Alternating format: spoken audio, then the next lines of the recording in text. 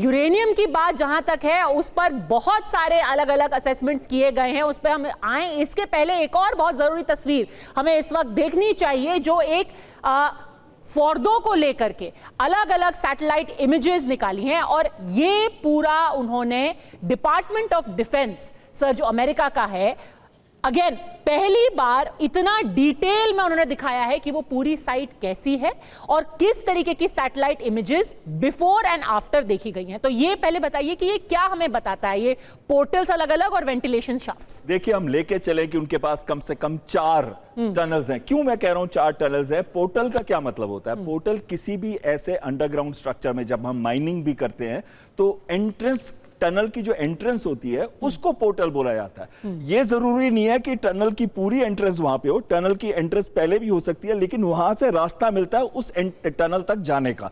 तो ये वाले है पोर्टल 1, 2, ये 4 है और 3 यहां पे है। तो यानी कि 4 एंट्रेंसेस है, इसका मतलब 4 टनल तो है। UEM Jaipur is a perfect target for prospective students aspiring for good jobs, good education with future ready skills.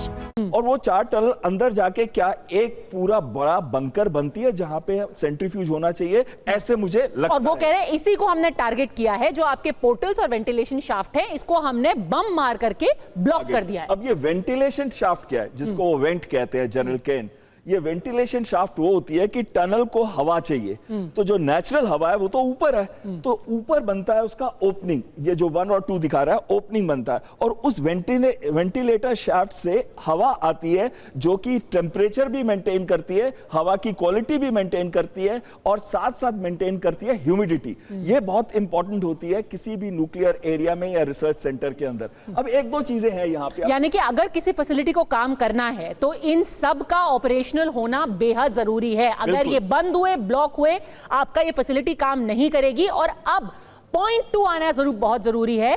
ये जो पूरा स्ट्रक्चर दिखाया है उसके before and after photos America ने रिलीज किए हैं। जैसे आपने वेंटिलेशन शाफ्ट यहां पर देखा, जो सर मेंशन कर रहे थे, उसका कंस्ट्रक्शन हुआ है, 2008 की तस्वीर है, 2009 की तस्वीर है, और अब 2025 की तस्वीर रिलीज की गई है। इससे क्या हमें पता चल रहा है कि ये ब्लॉक हो चुके हैं सर? बिल्कुल सही कह रहे हैं आप। देखिए, जो 2008 में था ये वेंटिलेटर शाफ्ट जो है बहुत क्लियरली दिख रही है, लेकिन इसके बाद इन्होंने क्या स्मार्ट किया, इसके ऊपर कवर कर दिया। कवर करने से क्या हो गया कि देखिए खुला तो है, हवा तो जा रही है, लेकिन ऊपर से नहीं दिखता और लगता है कि जैसे कि बिल्कुल साथ है। पर जब वो अटैक किया तो देखिए ये शाफ्ट जो है वो नहीं दिख रही, और डायरेक्टली वो होल दिख रहा है जिसमें मेन शाफ्ट है। यानी कि वो बॉम्ब ने इसके थ्रू जाते हुए ये तो पूरा डिस्ट्रॉय कर दिया और अंदर जाके एक्सप्लोड किया। तो ये तो क्लियर हो गया बिफोर और आफ्टर में कि बॉम्ब का होल है। कम से कम इस शाफ्ट के तो परखच्चे उड़ ही गए हैं। अच्छा, इस शाफ्ट का? अब इस शाफ्ट में देखिए ऊपर भी दिखा रहे हैं, ये यहाँ पे जो कवर्ड नहीं है 2008 की 2009 में कवर कर दी है। ये देखिए फरवरी 6, 2024 में, हाँ, उसको कवर किया हुआ है। हाँ। तो इसको कवर कर दिया। अब इसको बनाया है एम पॉइंट, और इसको एम पॉइंट बनाने के बाद जब बंकर बस्टर बॉम्ब इस पे गिरता है तो यहां देखिए ये पूरा का पूरा खुला हो गया, और वो मेन होल सी बन गई है जिस वो वेंटिलेटर शाफ्ट को बंद कर चुकी होगी, क्योंकि वो एक्सप्लोड किया होगा नीचे जाके।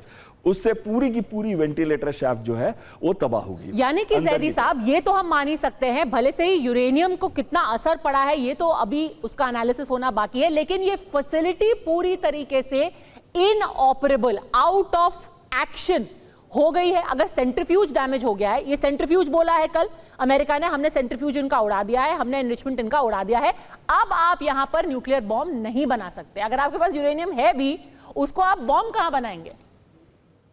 देखिए, ये बात पॉसिबल है कि नुकसान हुआ है, डैमेज हुआ हो, और ईरान को इन्होंने कुछ महीने के लिए पीछे धकेल दिया हो, कुछ साल के लिए पीछे धकेल दिया हो। लेकिन मैं एक बात बताता हूँ आपसे कि जो एटम बम और ये यूरेनियम का जो पूरी प्रक्रिया है, ये खाली किसी एक जगह को बम्बारमेंट करके किसी मुल्क से नहीं छीनी जा सकती, बल्कि ये यूनिवर्सिटीज में होती है, कॉलेजेस में होती है, साइंटिस्ट के दिमागों में होती है। आप कितने साइंटिस्ट मारोगे एक देश में? जब वो एक प्रक्रिया है तो वो कभी भी शुरू हो सकती है, देखो सर, कभी भी मशीन होती है वो ना, जैसे कि प्राप्त कर आपको सकते हैं। आपको मशीन के, हमारे यहाँ पे गेस्ट आपको कुछ रिस्पॉन्ड करना चाहते हैं सिवाज सर। देखो मैं ये कह रहा हूँ कि पद्मा जी, जो कि ये 3 फैसिलिटी हैं जो फोर्दो की, नतराज और इस्फरान, ये यूज नहीं हो सकती। इस पे जो पनिशमेंट दी गई है इतनी ज़्यादा है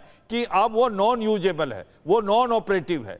पॉइंट यही है कि क्या उससे यूरेनियम निकाल दिया या नहीं। अगर यूरेनियम निकाल दिया तो ये जो पॉइंट आप बता रहे हो बिल्कुल ठीक है। वो कौन सी न्यूक्लियर की फैसिलिटी जहां उसको वो प्रोसेस कर सकते हैं, वो तो है ही नहीं इनके पास अभी, वो उनको क्रिएट करनी पड़ेगी। तो ये सच्चाई है। नहीं, ऐसा दावा कोई नहीं कर सकता अभी कि कोई नहीं, और आप दूसरी सुन नहीं लें, है। उसके अंदर आपको यही देखना पड़ेगा कि अगर आप 400 केजी के करीब इनरिच यूरेनियम को लेके चले गए पिकैक्स माउंटेन में, जिसकी एक बात बताई जा रही है, तो आपको उसको जो आप इनरिच करना है वो कहीं और करना पड़ेगा। कौन सी फैसिलिटी आपकी अभी ऑपरेटिव है ये टाइम ही बताएगा। मगर त्रिपाठी सर, यानी कि सच्चाई है कि आप बहुत सेटबैक तो बहुत बड़ा है ईरान को।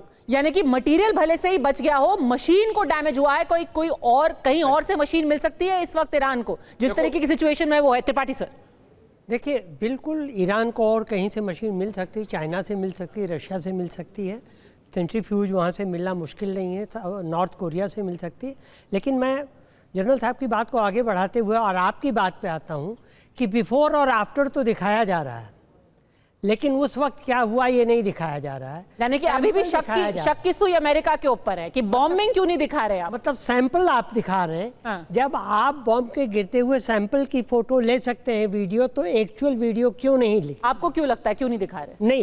नहीं लिया इसलिए कि पूरी तरह से तबाह नहीं हुआ। देखिए 2-3 चीज़ इसमें आप देखिए तो ट्रंप ने एक और, आप ये कह रहे हैं कि हमने इजराइल के न्यूक्लियर प्रोग्राम को दशकों पीछे धकेल दिया, यानी 10 साल तक कुछ नहीं कर सकता।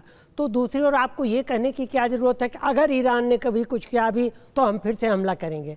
अरे 10 साल तक तो पता नहीं आप कहाँ रहेंगे, ईरान की लीडरशिप का कहाँ रहेगी।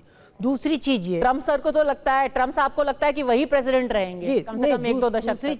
दूसरी चीज़ देखिए, IAEA का कहना है कि नहीं साहब, वो फैसिलिटी पूरी तरह बर्बाद, ईरान की पारमाणविक क्षमता पूरी तरह बर्बाद नहीं हुई।